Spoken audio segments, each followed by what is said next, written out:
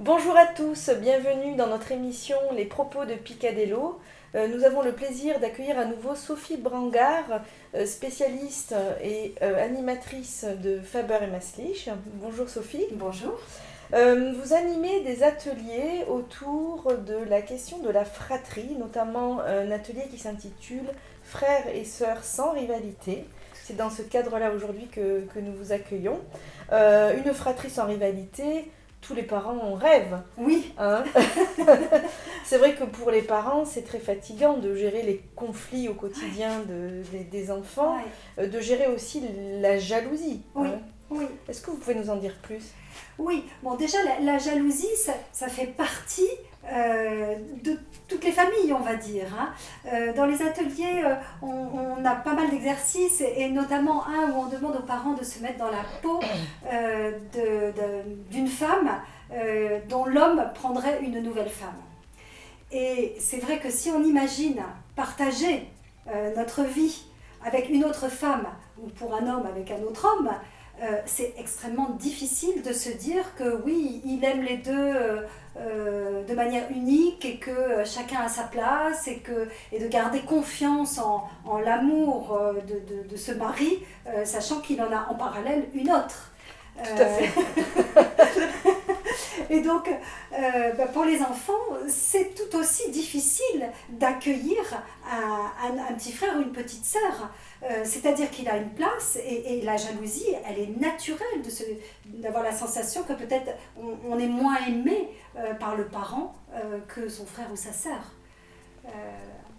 Alors maintenant, il ne faut pas que la jalousie amène jusqu'à la rivalité, où c'est des attaques, des coups, des bagarres, des phrases désagréables, et c'est là-dessus qu'on va travailler. On ne va pas empêcher des sentiments de jalousie, au contraire, on va les accueillir en fait. Oui, tout à fait, il faut les accueillir. Donc, on est encore une fois dans cette relation d'échange et d'interrogation de l'enfant par rapport à ce qu'il ressent, c'est bien ça ? Oui, en tous les cas, plutôt que de lui dire « mais non, écoute, arrête, ne te comporte pas comme ça avec ton frère, c'est ton frère, tu il ne est dois gentil, pas, c'est pas tu joli, dois pas, c'est pas gentil, etc. On peut lui dire « oui, j'entends bien, tu en as marre que ton frère rentre dans ta chambre, là. Ça t'agace, toi, tu voudrais être tranquille dans ta chambre. Et puis qu'il casse tes constructions, eh bien ça t'agace. » Et puis l'autre fois, quand mamie est venue, ah oui, tu étais déçue parce qu'elle a surtout joué avec lui. Donc en effet, le fait qu'on puisse accueillir que l'enfant sent ça, eh bien ça va l'aider. Vous savez, quand on est entendu, ça nous aide quand même à relâcher la pression à l'intérieur de soi. Et puis on ne se sent pas être une mauvaise personne d'avoir ce type de sentiment. Donc déjà, ça fait qu'on va être plus léger. Et puis que peut-être finalement, on va trouver que ce frère, il est bien agréable parce qu'on pourra avoir été entendu sur ce qui est difficile. Tout à fait. Comment on peut éviter de les renforcer, ces rivalités ? Ah, alors oui, souvent les parents pensent que si on donne autant à l'un qu'à l'autre, autant de temps, autant d'amour, que voilà, les enfants vont se sentir vraiment aimés, que ce sera juste. Mais c'est très difficile. Imaginez que vous êtes toutes les mêmes et que je vous dise, toi tu es exactement pareil que l'autre et je t'aime autant. On se sent ne pas exister en tant que soi en fait. Donc c'est important de permettre à l'enfant de se sentir unique et donc de lui accorder un temps spécifique ou pourquoi par exemple quand on achète une paire de chaussettes à l'un, il faudrait acheter la paire de chaussettes à l'autre. Peut-être on va acheter la paire de chaussettes à l'un et puis 3 mois après on achètera un t-shirt à l'autre parce que l'autre en a besoin. Donc plus on fait des choses de manière personnalisée, plus l'enfant se sent reconnu comme quelqu'un d'unique et moins il a besoin de batailler avec l'autre pour défendre son existence en fait. Puisque c'est vrai que c'est effectivement souvent un sujet de conflit entre frères et sœurs, que de savoir que l'un a eu effectivement un jeu et que l'autre ce jour-là n'a pas eu le même. Oui. Hein, ils veulent souvent les mêmes choses. Oui, hein. oui. Et en effet, je pense aussi, par exemple, si les enfants se battent les frites, ah ben non, t'en as eu la même quantité, voilà, regarde, alors ils vont compter les frites, et puis après même, oui, il y a la même quantité, mais la sienne, les siennes, elles sont plus grosses, et puis les miennes, elles sont trop grillées, c'est jamais assez bien. Mais en fait, derrière ça, il y a autre chose, c'est-à-dire l'idée c'est pas de prendre au premier degré, c'est d'entendre. Ah oui, toi tu avais très envie d'un cadeau, toi aussi tu voudrais un cadeau, puis il y a quelque chose qui te tient à cœur et tu aimerais aussi recevoir quelque chose. Bah, peut-être une prochaine fois quand il y aura quelque chose qui te parle vraiment, je te l'offrirai. Et petit à petit les enfants s'habituent à savoir que tantôt c'est l'un, tantôt c'est l'autre. Tout à fait. Oui, qui n'ont pas les mêmes besoins, Voilà. Pas au même moment en tout cas. Voilà. Et puis pour mon exemple des frites, c'est « Ah bon, t'aurais eu envie beaucoup de frites, toi tu en aurais mangé encore beaucoup, c'est ça, tu en avais envie vraiment, là, tu as encore faim, des frites, ça te faisait trop envie. » Et s'il repart dans la comparaison, moi je rentre pas dans la comparaison, j'entends lui qui il est et quel est son besoin de l'amour. Tout à fait. Ouais.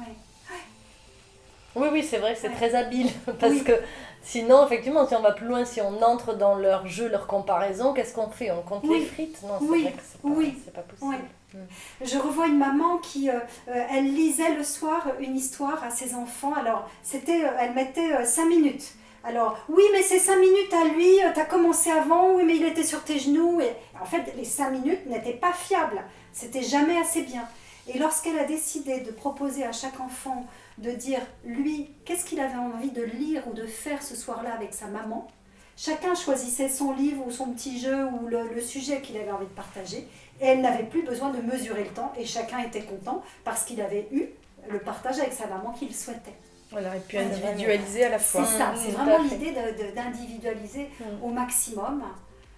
Et si l'enfant choisit le livre le plus long de sa bibliothèque, parce qu'il se dit je vais garder ma maman toute la soirée. Oui, alors bon, en effet, là, à nous de voir, est-ce qu'on va dire, oui, je vois que tu aurais envie d'être très longtemps avec moi, maintenant là, celui-là, il est vraiment très très long, il nous faudrait 1 heure, et là, je te propose de lire juste le premier chapitre. Voilà, et on lira la suite voilà, et puis demain. peut-être la suite demain, ou peut-être qu'on pourra prendre un petit moment en rentrant de l'école, enfin, on va trouver un accord qui nous convienne à tous les deux. Donc une autre question, Sophie, lors d'une dispute à la maison entre frères et sœurs qui éclate, est-ce que le parent doit intervenir?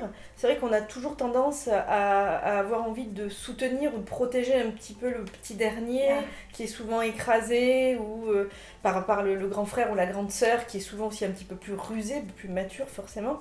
Comment faire, doit-on intervenir en tant que parent ou laisser faire au contraire? Alors, en effet, ça dépend du niveau des conflits. Si c'est un petit conflit, on peut se dire qu'ils sont en train d'apprendre à se mettre d'accord entre 2 personnes et que finalement c'est pas mal de pas trop intervenir. Le problème c'est que plus on intervient, plus le trio va se faire, plus les enfants vont être en conflit pour appeler l'attention de maman et pour pouvoir attirer l'attention sur eux.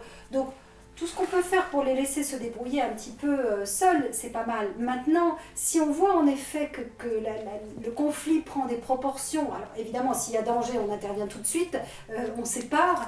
Mais voilà, si on voit qu'ils ont du mal à s'en sortir, il est possible d'intervenir, mais en effet, le problème c'est que souvent on a tendance à vouloir protéger le petit dernier, demander aux grands de faire quand même un effort aussi. Tout à fait.